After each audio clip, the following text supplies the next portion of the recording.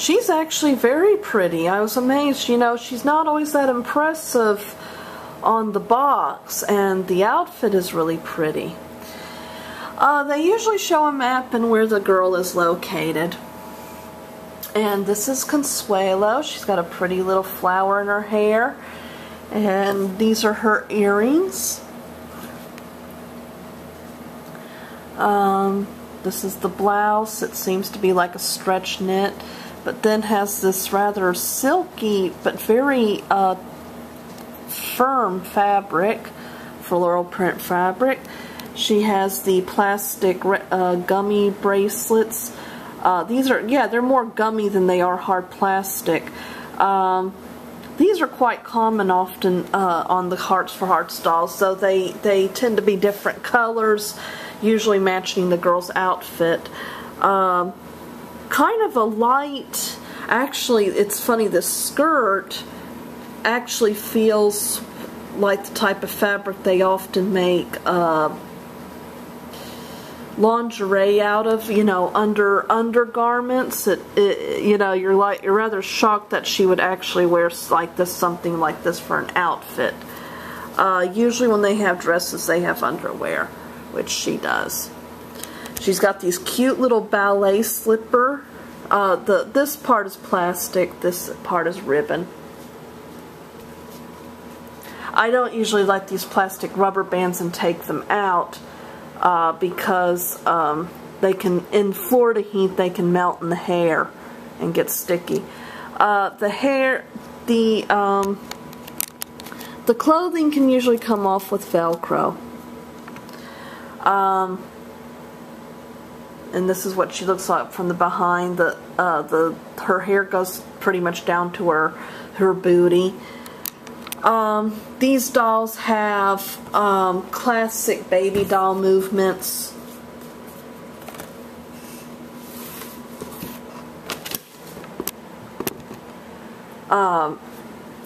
Their head, though, their eyes do not close and the eyelashes are painted on.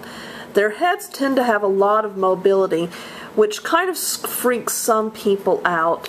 Arms can go like this. They can go up to the sides a bit.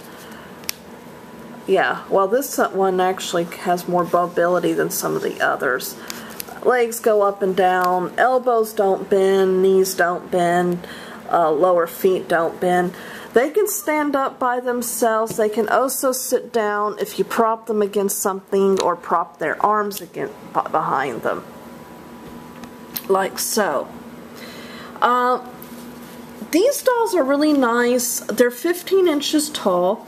They're really nice for smaller children. Aside from, you know, introducing your child to a concept of charity and other cultures, they're very nice for little ones because, you know, they're smaller and they're 15 inches. They're a little more narrow. Making clothes for them might be a little more difficult because 15-inch doll patterns are usually meant for much larger dolls, larger in, you know, width and girth. But they do have, actually Hearts for Hearts does put out accessories for the individual dolls. It can be a little bit expensive. Now, two problems with these dolls that I've noticed from collecting them. They can go gray, kind of get a grayish color over time. Now, I have found a way of kind of slowing that down. Apparently, it's kind of a form of like dehydration, I don't know, or if you wet the skin every so often, it isn't dirt, it's like the skin is slightly porous, and if you wet the skin, that seems to help let them maintain their color a little longer. Of course, I don't know what that means in other ways, you know, if they're oh so porous.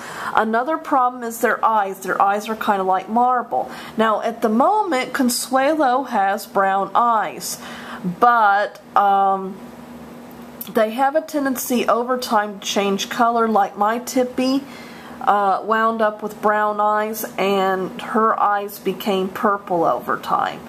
So that's the other risk with the Hearts for Hearts dolls. But other than that, I think they're great dolls. But when their eyes change colors, sometimes it does creep people out, you know. But anyway, I hope you enjoy this review and stay tuned. Lord, I forgot the best part, which is telling you Consuelo's story. So this is her little booklet. Okay, home. They usually show a map of home. Hello, my name is Consuelo and I live in Mexico City.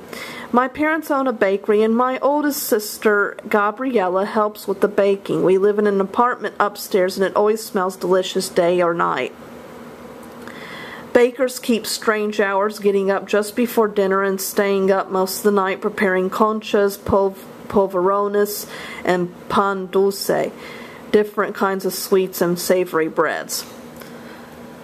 Celebrate living. Gabriella is especially good at the tres leche cakes, which are sweet and filled with whipped cream. I like those too. My father bakes marranitos, also called gingerbread pigs, and pan de muerto, which is a special bone-shaped bread just for our Day of the Dead festivities. Many people think the Day of the Dead is like Halloween, a scary holiday with skeletons and ghosts. But here in Mexico, we know it is a joyous time of remembering all those we have known and loved, and maybe in a way a celebration of our own living.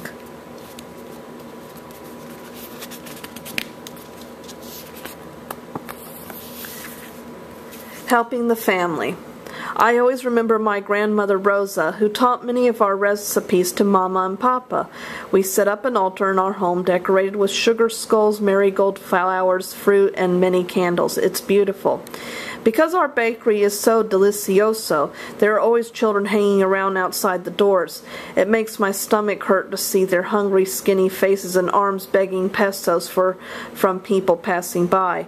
We are a large family, and I have heard stories of times, especially after the big earthquakes years ago, when we lost everything and had little to eat ourselves.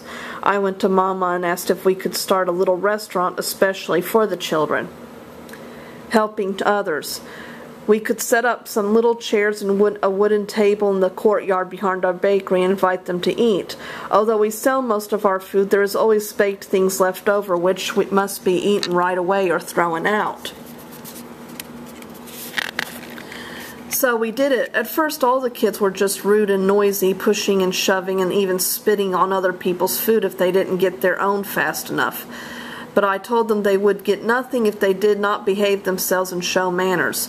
We put water outside so they could wash their hands and faces before eating, and glasses of milk for them to drink.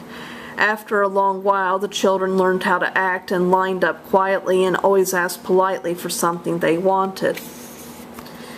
In return for the food, my mama taught them to sweep the courtyard and wipe down the tables before closing.